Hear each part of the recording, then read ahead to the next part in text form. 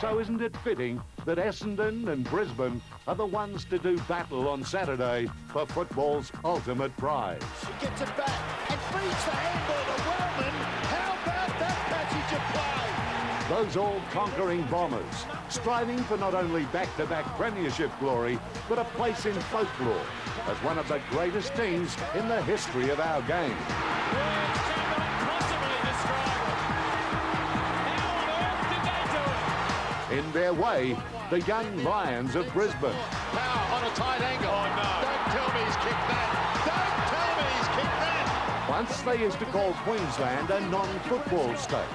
Now those banana benders are hell-bent on taking the cup north of Victoria for the very first time. Does he go all the way? He does! Acker celebrates. It's the established champion against the heir apparent. It's the cunning of Sheeds versus the mastery of Lethal. It's the greatest game of them all, on the greatest stage of them all. And maybe, just maybe, it's the grand final we've been waiting for.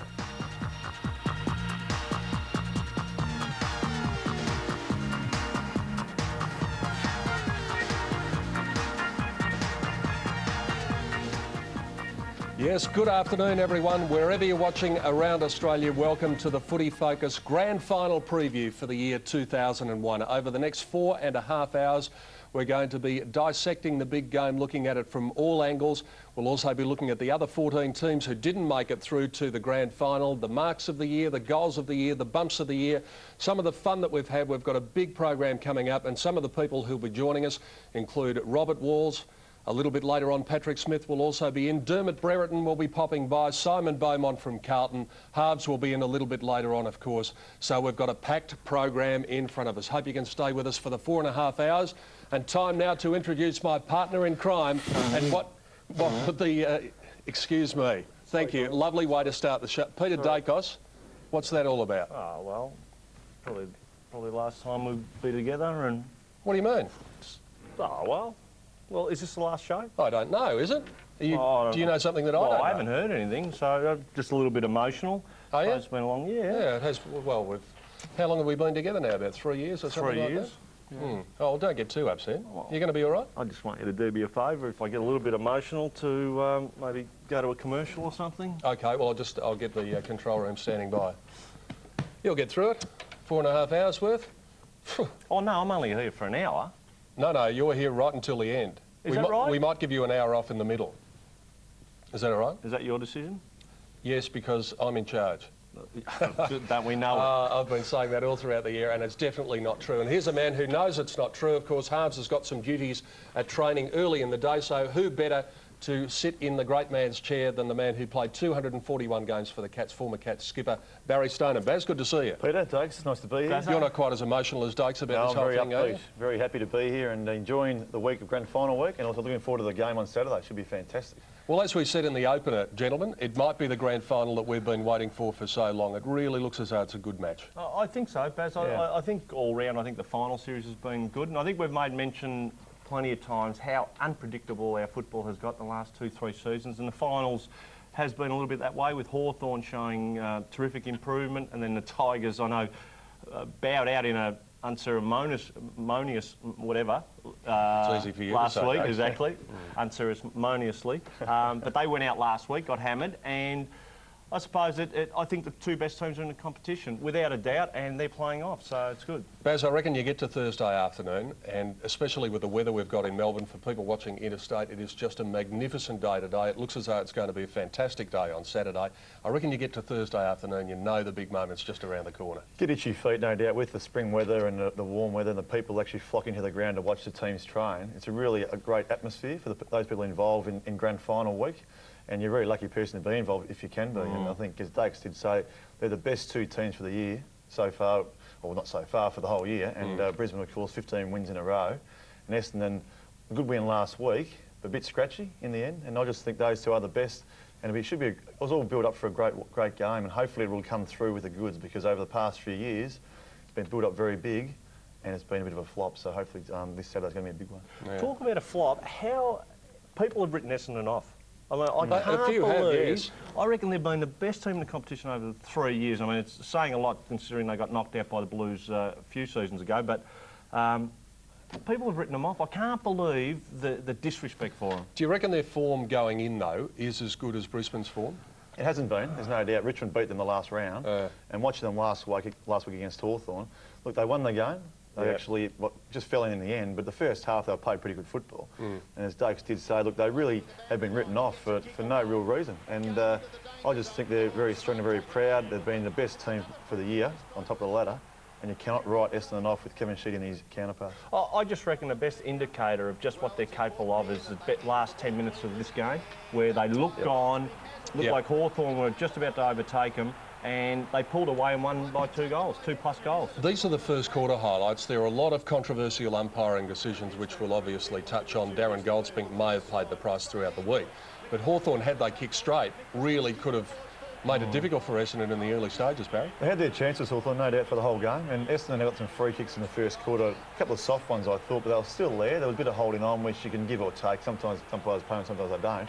But they were there, and I just think that, look, Rioli was held there, as you can see. Yeah. You plant the seat early. As an You do. umpire, if they're going to hold onto guys, pay them in the first 10 minutes, and that actually plants the seed in the defender's head. Hey, I can't do this, and then you tend to have a pretty much free-flowing game. Just important they do it for the whole game. I think the first quarter they actually did it, then probably the second half it dropped off. Yeah, it seemed to be a different interpretation from quarter time onwards. I think there was something like 18 free kicks in the first quarter. We saw the injury to Mark Mercuri there. Johnny Barker was a huge blow. Yeah, and we'll talk about Mercuri as far as the scheme of things is concerned for the weekend, but it looks as though he'll probably come up now. Well, he's very important, and he's that type of player that, I mean, needs the attention all the time because he's capable of kicking 2-3, not even capable of kicking 2-3, setting up 2 or 3 goals. Yeah. And he's just so important to him in the forward line. What about Hurd? Dakes, you were probably like me watching the game on television. I was up in Brisbane watching, and the first couple of times that Hurd went to the footy, especially in the second quarter, Baz, I just said to Steve Pritchard, who I was watching the game with, I said, he's not right. He's definitely not right. He just didn't attack it. You can see from the start of the game he wasn't right. I mean, Jonathan Hay picked him up and he went down to the forward line and really didn't move around too much. And there was speculation throughout the week he had a sore groin, and I think went into the game pretty sore. And he's a real linchpin for them, a really important player. And just his, I suppose, leadership when he was off the ground went missing a bit. And he came back on in the crucial time in the last quarter, and actually they lifted a bit more. And I think when he's on the ground, his presence is so important for the Essendon team. And hopefully he'll be right for Saturday for their benefit. Here's this controversial incident again. I think in the end they probably got it right. Well, he took the mark and fell straight down to the side. So it's not as if he fell back, went back further. So, but can I just make the point on James Hurd? What you just said is spot on, Barry, in the sense that even if he doesn't get the ball, what he does do is drag 2 or 3 opposition players towards him, which releases the Carousellas, the Mercuries, a couple other of his teammates. He provides a luxury in their forward line because, and with Hurd, I would say to him, here it is here, and he tends to take it and actually doesn't really flow with the ball. He tends to stop, he'll take players on, he'll have a good look, draws players towards him, and then gives it off, and more times than not hits his mark. The one thing I'd say about the Bombers and talking about their form going in, they've been the preeminent third quarter side in the competition all throughout the year. I think they've lost 1 or 2 third quarters throughout the year. But Hawthorn really stuck it to them in the third quarter last week. Yeah, at half-time, actually, they were 6 goals down, Hawthorn. I thought it was going to be a real blowout because Essendon just say all year, history shows they've been really strong in the third quarter. But then again, Hawthorn had a bit of pride, had to come out and do something to get back into the game, and they couldn't just give up and let the game blow out as it could have done. And to their credit, they really did fight back, and we see a few of the goals here. Their leaders again started to show the way, and Shane Crawford started to play some good football.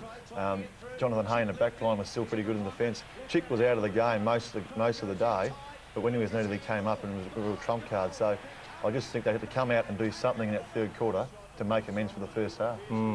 Look, they were...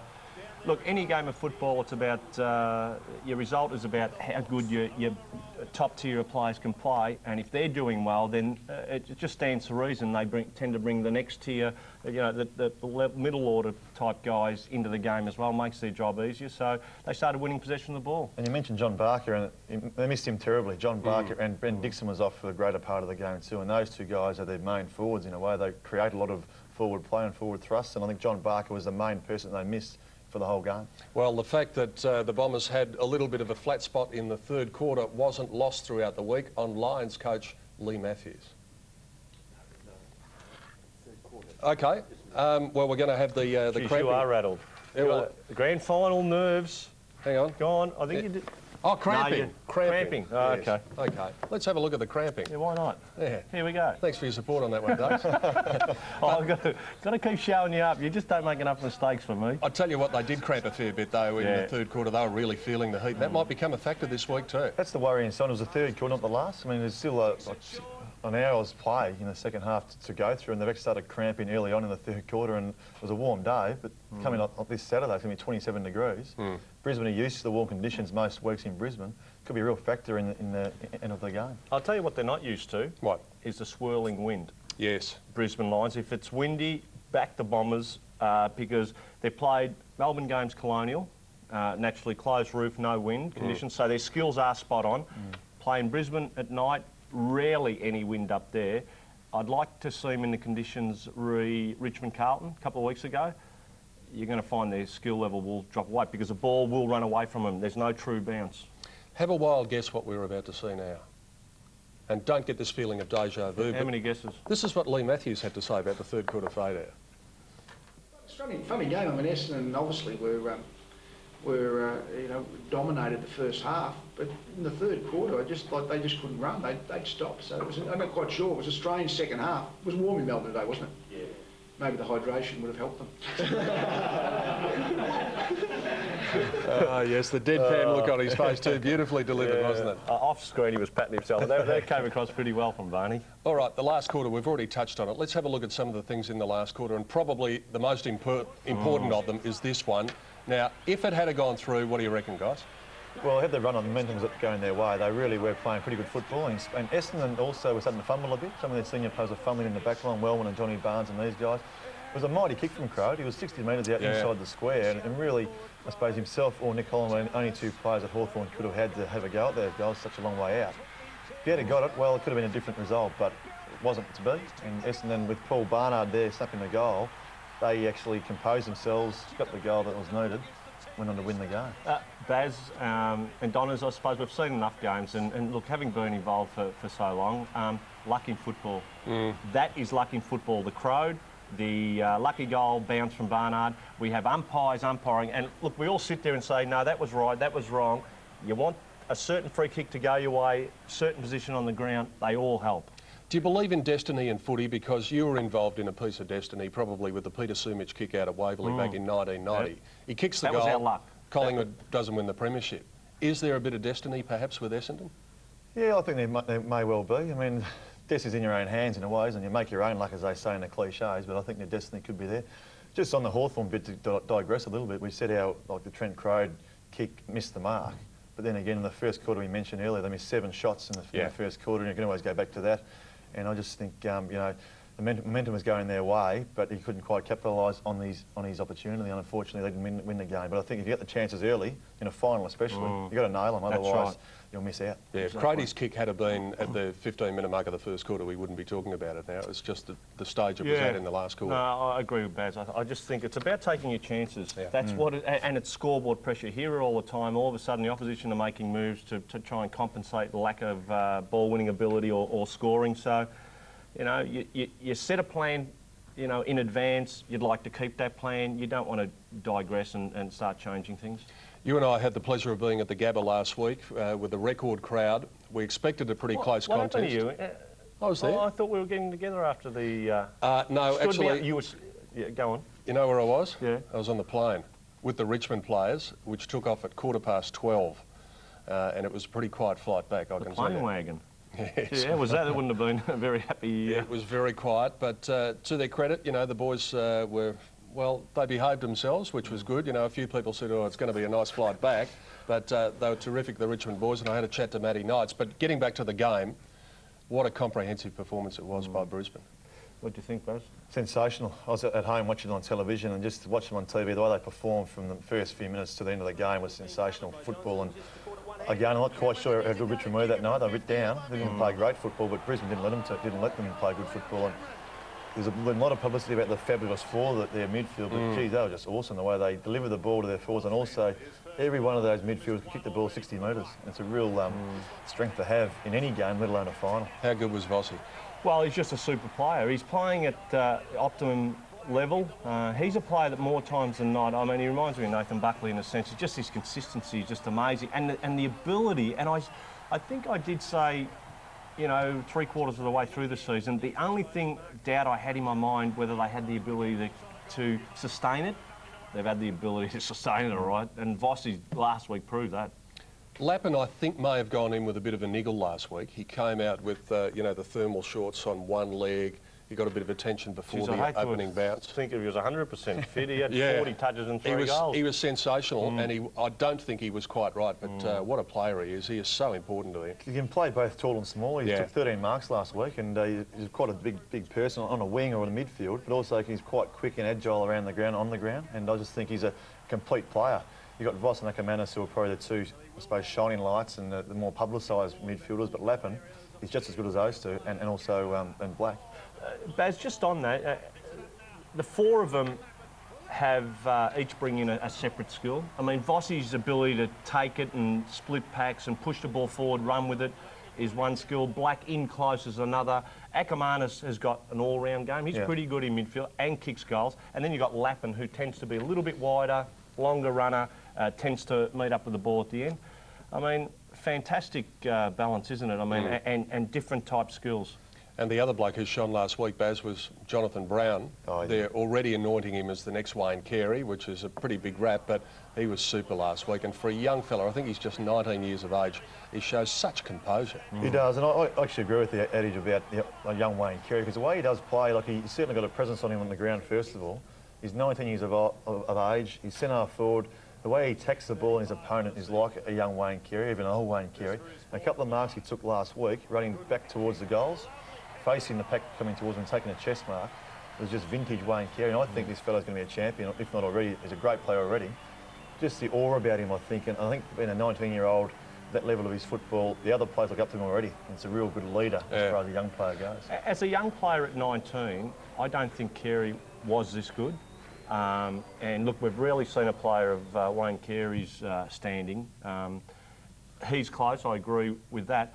But in today's footy, do you think a player, because he does bang and crash and go through and put himself on the line, I mean, can he sustain it? I mean, he's got a young body still. Yeah, it's very hard to sustain because of the spot he plays in half forward and it comes through him all the time because of the midfield and the way they play. So it'd be very hard to try and endure that over not just a season but quite a few seasons. But you've got to try and somehow, I suppose, nurture him along and put him in cotton wool occasionally when they can, and maybe use a Bradshaw or a Lynch further up the ground, because he's a really important player for them for the next 10 years. And I just think even watching him or looking in the paper and reading about him this week about the toughness that Essendon was supposedly going to throw at him, he was just waiting for it and couldn't wait for it, which is a great sign for a young player. I heard him on radio on that very point the other day, and they said, well, you know, what happens if it's going to be physical? He said, bring it on. Just bring it on. That just worries me a little bit. I think that's the last thing. Fair enough, and I love his confidence, but and that's the thing, the Lions going into this game, their inexperience of having played in grand finals, and we've seen it over the years. Teams go in with the bang. Geelong probably did it a little bit. Adinomi certainly did. Our first final ever, first grand final, and went in just probably thinking we've got to really fire up and be aggressive and be physical, and went probably too much to the physical side, and 8 goals down at quarter time and lost the game by a goal. So you really got to be careful, you're right, not to go too over physical in the start of the game. And as I mentioned, one of the blokes who was involved in that game in a big way, Dermot Brereton, will be joining us a little bit later on in our Footy Focus Grand Final preview. Kevin Sheedy spoke to the media at Windy Hill yesterday. Here's part of what he had to say. Even after so many times, you still get the same buzz grand final weekend? Oh, look, it's very exciting. There's no doubt about that. I mean, the players are pretty keen to get on with the game, and of course the club, you know, we probably missed out in 99, so we're going to try and get one back for that one. Are you heartened by Mercurie's progress? Well, look, we normally have the most pessimistic medical staff God put on earth, and they think he'll play, so, gee, things are bubbling. You've been here before and they haven't. Is that much of an advantage, really? Well, look, you don't know, but I mean, we wouldn't want to be going to Brisbane to play in a grand final in front of 100,000 people in Brisbane, so there'll be a big ask, you know, and I think Mickey Malthouse knows how hard it is, so he'd probably be a better person to ask, and possibly Malcolm Blight, you know, but they've been able to achieve that. But Yeah, I think them coming to Melbourne is going to be a lot bigger than a lot of people think. Kevin, what will be the main motivational point that you'll make to these players in the lead up to the game? To win a grand final. I mean, I really struggle for people who need motivation this time of the year. I've got to go and find a light in their brain. And for God's sake, let them come and tell me I won't select them. I mean, it's... Back-to-back flags and opportunities ask to do Kathy something. Freeman what motivation she wanted before she went to the Olympic Games. Got on the track and ran and won the gold medal. I mean, somebody have to say, you know, I've got to motivate you. The master coach, Kevin Sheedy, leading the Bombers into yet another grand final on the weekend. When we come back, we'll be taking a look at the events from Windy Hill last night. There was a big crowd there for the training session, and we'll be dissecting what happened at training when we return on our Footy Focus 2001 AFL Grand Final preview.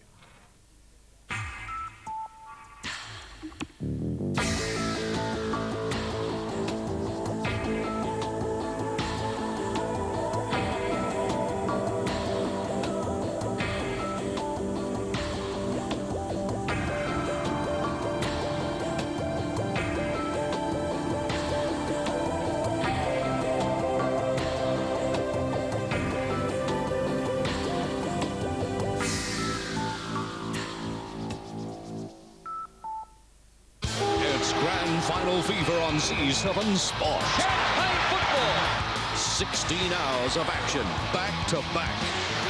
Featuring some of the greatest clashes of all time. A fitting lead-up to our live coverage of the 2001 Grand Final. The stars, those unforgettable moments. AFL Grand Final fever, Friday afternoon from 3 on C7 Sport. It is New Year's Eve. Woo! New Year's Eve is so great. What?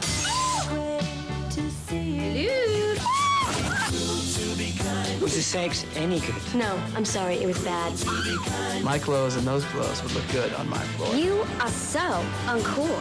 Ben Affleck stars with a knockout cast in 200 Cigarettes, now showing on Movie One. You can whistle, you can wink, but in spite of what you think, I'm a good, sweet home type girl. Long before Dolly Parton, this girl was rocking the country. Good-looking filly. It takes a wild man to ride a wild horse. Get your hands up. Tell me your mind with all your heart. You go blind until it's all over. I want something to dream about tonight. Mamie Van Doren. Born reckless. Born Reckless. Now showing on Movie Greats. No, he's not changing TV channels. He's driving probably the most advanced four-wheel drive system this country has ever seen. It lets you choose the perfect driving mode for any situation with the flick of a switch. So if you own a different one, you'll probably feel like switching. The Nissan V6 Pathfinder, the four-wheel drive has changed forever.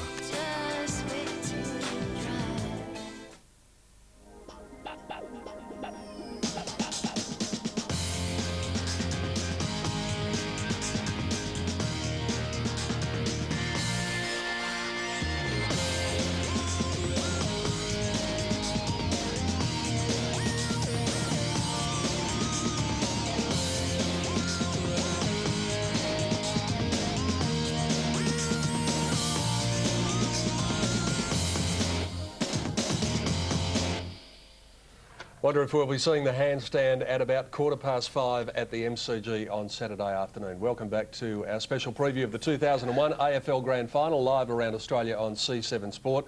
We're about to head out and take a look what happened at Windy Hill last night, but gentlemen, what Yes. date? What about Akamana? She didn't make mention of the Brownlow. No, we're going to do that later. See, I love this comment about his hiding spot. Hang on, What about his hiding place? I just had this little point. This is episode number 27. Is it? You know this piece of paper that they put in front of us? It's called a rundown. I'm at 30, you're at 27. Yes, I can't work that one out. I'm in front tonight. Can I just ask you on a serious note, both of you gentlemen know about training in the week leading up to the grand final. How does it differ to just a normal training night? Well, look, I think having played in 3 grand finals, 1981 we were out there for, but times have changed, out there for a couple of hours under Tommy Hafey. and yet 1990, virtually kick to kick. Yeah, like ours too. I played in 2 under Malcolm Blight, and both just more or less went just for a half an hour to 40 minutes tops for both nights. The main night, Tuesday night, just make it half an hour because you're fit enough, you've trained all year, and the last thing you want to do is actually train hard during that week because it's been a hard campaign for the whole year. You've got some hard final games before then. Just wants to freshen up and just get you out, a bit of touch of the ball, and that's about it, and get off the ground. Well, interestingly enough, there was a little bit of physical contact out at Windy Hill last night, and as it turns out, there was a fair bit of drama as well. On the spot for Footy Focus were Tim Watson and Stan Alves. Thanks, Peter. Yeah, we're back in familiar territory for me out here at Windy Hill. There's a crowd of probably between 3,000 and 4,000 people here. I'm with Stan Alves, and Stan, there's a bit of a buzz around the old Windy Hill, isn't it? Yeah, it really is. It was superb to see when the players ran out, Tim, the young kids, all the jumpers, all their heroes, and up on the fence and just trying to get a glimpse. There's Hurdy. Is he out there or isn't he? And go through. It's just been fantastic. I reckon there's a lot of anticipation too in the crowd because the last 2 players to come onto the track, in fact, were Mark McCurry and Michael Long, and it was almost this gasp when they both got out onto the track, and many people here were pleased to see them out there. Yeah, and I think they saved their biggest round of applause for Longy. There's no doubt about that when he came out to a rousing reception, and I think everybody's really got bated breath out here as to whether or not Sheeds is going to pick him. Well, talking about Sheeds, he actually faced the media prior to training, and there probably would have been conservatively about 30 to 40 press people around him. You've been in that situation yourself. Is it difficult as a coach to concentrate, or do you know exactly what it is that you're going to say when you come out onto the training? It was difficult for me, but it was lovely to watch him work the crowd. He was absolutely in his element. Wonderful coach speak by Sheeds. He just manipulated all those media people. He was at his best, and it was just a thrill to watch him in action. But you're right, it is, look, it's a nerve-wracking situation for coaches this time of the year, and I think that, you know, that's probably one of the great things about this final. We're seeing 2 seasoned coaches going in, and they really have their I would think they'd have their boys cherry ripe. Well, as I said, you have been a coach that's coached the grand final side, the whole week's preparation. Kevin kept the players in there for some time before they came out onto the track. What were some of the things you think that he might have been saying to the group? Would he just been going over the same things he said early in the week, or would there be a new message this late in the week? No, I would think that Kevin would be very much, let's make sure we train properly. We know what we do. We've got very high standards out here. It's very important tonight. The crowd will be out there. They'll be roaring, but keep your mind on the job, focus on the job. This is a little cameo tonight for what they're going to go. I mean, it's a much bigger crowd, but it's the same sort of thing. And there's a tendency on nights like this for the players to get carried away by the crowd and perhaps play up to the crowd. And I don't think Kevin would want that. He'll want his boys just focusing on having a really good hit out. This is their real hit out for the week, isn't it? I mean, yep. Friday night is just a cameo, just to get the cobwebs out of the way. But tonight's the important night for them. Kevin said the main group will probably only train for about 30 to 35 minutes. I figure that when he said the main group, he was talking about the squad that will play this weekend, given they've come off a fairly arduous game against Hawthorn in trying conditions too. James Hird is out there, and I thought that in the early part of the warm-up he was moving pretty freely, Stan. Yeah, look, I think that it was really pleasing to see him out there. There's no doubt about the fact that it's really been on the tip of everybody's tongues, more importantly the Essendon people. He's such an important part, but look, just watching him out there as he goes through his pace, he doesn't seem to be favouring himself. I don't think he'll go 100 mile an hour, he doesn't need to, but it's just fantastic that he is out there and he's looking good at this stage. You're quite right, he doesn't need to go at full pace at this stage of the week. I would think that probably the medical team have said to him just to ease himself through training, make sure that he actually does a good and proper warm-up before he hits any pace whatsoever. But I would think that probably that ultimate speed if he's looking for is probably only going to be about 75% of his full pace anyway. Oh, most definitely. And I thought the other interesting thing, Tim, that was that Kevin Sheedy was questioned about his boys who have injuries, and he said, look, one of the things that happened about our players is the fact that we have a medical staff who are normally very, very negative, and they're reluctant to push people up. But he said, I've never known them so confident that the boys will all come up. Actually, James Hird has moved away from the main group now, so he participated in the warm-up part of the training. He's now over there with Cole Hooper, who's one of the former runners of the Essendon Football Club, one of the guys that was running when I started my career back in the late 70s, Stan, so he's been here a long time. Yeah. I reckon his skills have improved over the years somewhat too, because he does a lot of that kick-to-kick type work with the players, but James has now moved away from the main group and he's just doing that kick-to-kick work, so there's no doubt that they're going to save him. Mark McCurry, he's also been under an injury cloud this week. He was the guy that Kevin Sheedy said after the game at the weekend that he thought he was probably only going to be maybe a 50-50 chance, maybe a 60-40 chance, but given the fact that he's still in the group, I did watch him closely when he came onto the ground, though, Stan. He looked like he had his ankle heavily strapped. Yeah, well, you would expect he would. Look, I think they were all pretty pleased the fact that when he turned up down the beach on the Sunday morning, they were quite amazed he was walking out. We have heard since, of course, and this is just why the man is a great player and a true professional, that on Saturday night he set his alarm clock for every 2 hours, and he got up and iced his ankle right throughout the night to ensure there'd be no swelling. So he's really given himself the best chance. He's been in the hyperbaric chamber too each day since the weekend, so I've just been watching him pretty closely, and he appears to be a little bit troubled by putting his foot down quickly. He seems to be saving himself as he goes through his stride, but I thought the way that Kevin Sheedy spoke in that press conference prior to the game, particularly when he said that his medical staff, who are a pessimistic group, have actually said to him that he will play. One would suspect he'll be out there at the weekend. Look, and people who've had ankle injuries will know that they really can worry you early in the week, but when they come good quickly. And I think that I'm amazed to see him out even doing this much tonight. I think it's a real plus for him. I think Michael Long is probably one of those questions that we're going to have answered over the next couple of days, certainly, because I would think, given what Kevin Sheedy has already said, and we spoke about that on Monday night feedback, footy feedback, that he really left the door open. It was as if he had that heart-to-heart with Michael Long early in the week and said, son, look, if you can't tell me you're going to be 100% fit at the weekend, we possibly can't play you. Yeah. But one bloke we know that doesn't have the fitness level, he certainly couldn't have the fitness level, is Dean Wallace. Yeah. They chose him last week. He was never going to play that game. One would have to suspect he's not going to play in this grand final either. No, I don't think so. Tim, what I heard was that Kevin was really keen to get him, but in actual fact it was Dean himself who ruled himself out. He said, no, I'm not up to it, I can't play. We saw him go through a little shambles. He went and did the warm-up and everything like that. That was classic Kevin Sheedy performance, but no, I don't think that really they can afford to bring him. In these conditions, especially in the role he'd be asked to play, it's one thing to be a tough player and knock people down, but if he's asked to play in a kid like Brown or something like that and chase him all over the field, I think he'd be gone by halfway through the first quarter. Well, certainly Dean Wallace won't play this weekend, I don't believe, but no. James Hird will. He is still down in that forward pocket kicking with Cole Hooper. We'll take a look at him as we head to the break.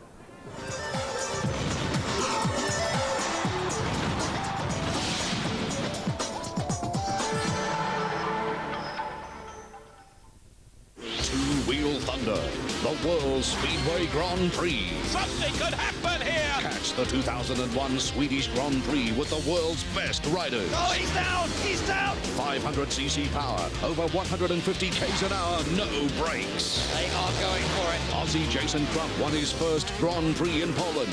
Who'll take out the 6th round in Stockholm? The Swedish Grand Prix, full replay Sunday on C7 Sport. Okay, yeah, this is my scene coming up next. I'm not that guy. That wasn't me. There, on the left. That's the one, holding the spear. That's me. It's just a shoulder. It could be anybody's shoulder. We must press on. Quick, Jeremy's. I do not beg. I demand it. See, there's me. It is you! Mwah. Philips widescreen. Oh, sweetie. The new shape of TV. Save hundreds on Hewlett-Packard notebooks now at Harvey Norman. Save $200 on the 54M Omnibook with 800 megahertz processor and 14.1-inch flat screen was $33.99, now $31.99. Save a massive $400 on the 55M Omnibook with Pentium 3 processor, DVD drive and 56K modem was $43.99, now just $39.99. And save $300 on the 56M Omnibook with a Pentium 3 processor, CD burner and DVD drive was $62.99, now only $59.99. I wanted to make some new connections, and I reckon I've made a few thousand this week. I thought I'd be doing some painting, but I didn't think it'd be this much fun. Work for the Dole is working in your community. Authorised by the Commonwealth Government, Canberra. William Regal. Join me, the Hooligans and the Bucks and Wenches on Superstars of Wrestling, the WWF on C7 Sport.